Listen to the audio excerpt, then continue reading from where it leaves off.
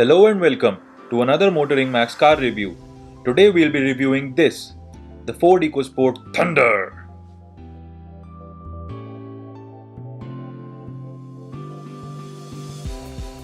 The EcoSport was launched in India in 2012 and it was the car that kick-started the subcompact SUV segment. And no, it wasn't the first sub 4 meter SUV. It soon captured the mood of the consumers, giving an SUV-like experience at the price of a sedan. We have the facelifted version here, which is also our long-term car. Let's start with the design first.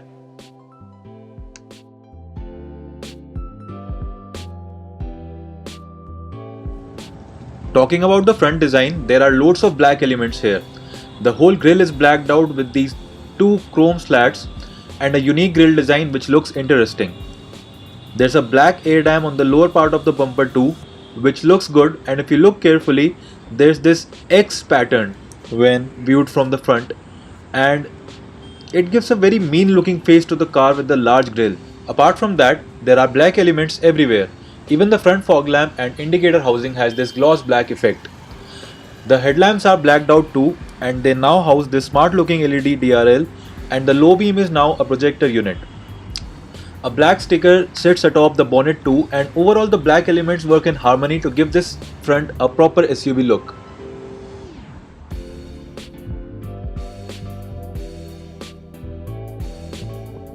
Now from the side, this car looks very cool. These mirrors have been given the glossy black treatment too, and they are mounted on the door here and not in the window area. You get a sturdy roof rail to give it a proper SUV look, and there are request sensors on both the front doors for the keyless go system. The rear door is nice and wide, and the black treatment is carried forward here too, with this black vinyl strip and black cladding all over the side. Overall, the EcoSport does have an SUV air about it, and it even has a rear quarter glass panel. That's common in bigger SUVs. Special mention to the gorgeous looking black 17-inch alloy wheels with low profile tires. They look so beautiful and stunning. When viewed from the side, the EcoSport has an old school charm about it, with a jacked up stance and a boat mounted spare wheel. If you have not yet subscribed to the channel, please subscribe to our channel for more such videos and reviews and press the bell icon.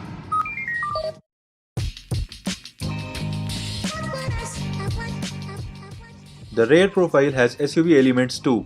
You get a squarish design and a boot mounted spare wheel.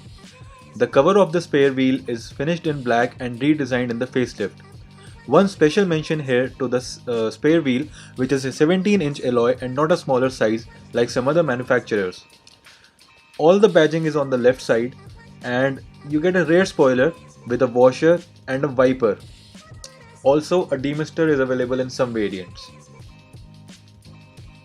The button for the boot release is very smartly hidden here in the right tail lamp, and not many people notice this at first.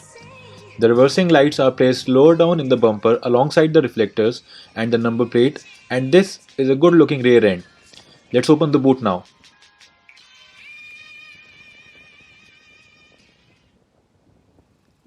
You can see how big it is. This boot is deep and has some clever elements. For instance, the floorboard can be adjusted to increase or decrease the height. Let me just like this.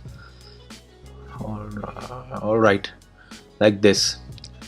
And apart from this, you go back now. There are separate storage areas for bottles and anything that you don't want tossing around. The opening is pretty wide too, and there's a light inside here. And you also have a parcel tray and some hooks on the door. The only fly in the ointment here would be this boot door, which opens sideways, which is going to be a pain in congested parking areas. Let's check out the back seat now. So we're in the back seat of the EcoSport now, and as you can see, there's loads of leg room here. The driving seat is set to my driving position, and my height for reference is almost 6 feet. And this seat is pretty good for 2 passengers. Seating 3 people here would be a little crowdy because of this transmission tunnel on the floorboard and this center armrest for the front seats, which protrudes in the back too. Talking about armrests, I get one too with 2 cup holders, and It is a pretty comfortable back seat for long journeys. There are ISOFIX child seat mounts here, and headroom will seem to be a little tight because of the sunroof, but what Ford has cleverly done here is carve out this place here, and I have pretty amount of headroom here.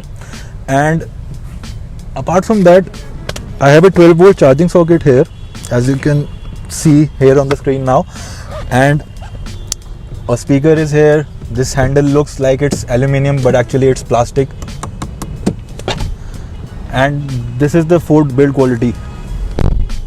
This nice thud of the door, which makes you feel that you are driving a pretty solid car, and that gives you a sense of safety which not many car makers do. Not much to complain about here, and I am pretty much satisfied, and if I was the owner of this car, I'd be happy about the back seat too.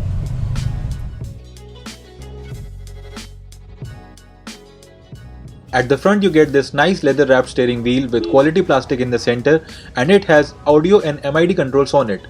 The instrument cluster is crisp and clear, but the design is a little too basic. The MID system gives you all the useful information you need.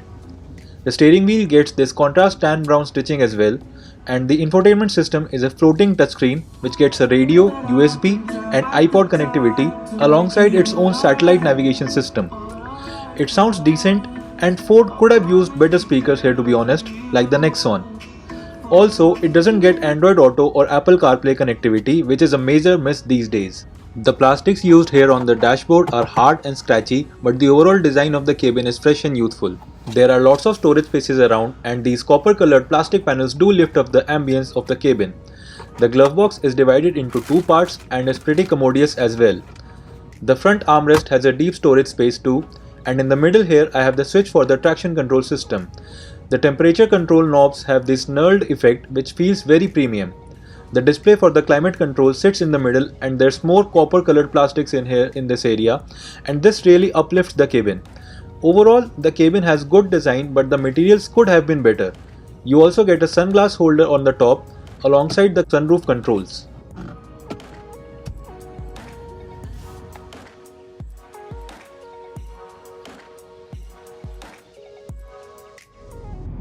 Almost every one of us knows that Ford cars are fun to drive, and the EcoSport is no exception. It's powered by a 1.5-litre 3-cylinder petrol engine which makes 120 bhp and 150 torques. This is a naturally aspirated engine, and the power is extracted higher in the rev range, and honestly that's what petrol heads want. The A-pillars create a blind spot sometimes, but otherwise the visibility is good all around. Both the rearview mirrors are convex, which gives them a wider field of view. The clutch is light and gear shifts are precise, but there is an issue. This steering shaft, as you can see on your screens right now, is exposed, and sometimes when I'm in a corner and using the clutch to downshift, it rubs against my shoe, and I wonder why this was left exposed. Apart from this, the steering itself, the handling, the ride and the stability, everything is spot on, and this car, even after 8 years, is still the most drivable subcompact SUV out there. Fuel efficiency figures are claimed at 15 kmpl by Ford, and we have been getting around 11 kmpl in the city and 15 on the highways. The service costs are cheap too, and no Ford cars are now expensive to maintain anymore. The old notion that Ford cars are expensive to maintain is now a hoax, and it doesn't hold true in these days now.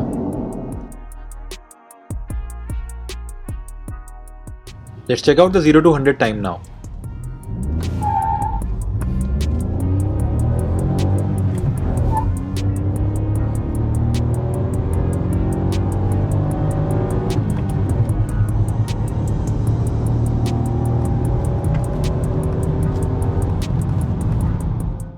Concluding the video, what we have learned today is that although the EcoSport might not be as feature loaded as a Venue, or it might not have a turbocharged petrol engine, it has all the necessary features, and when it comes to driving pleasure, it is still leading the pack, and it will surely put a smile on your face when you drive it hard. If you liked the video, please give it a thumbs up and also subscribe to the channel, plus don't forget to follow us on Instagram.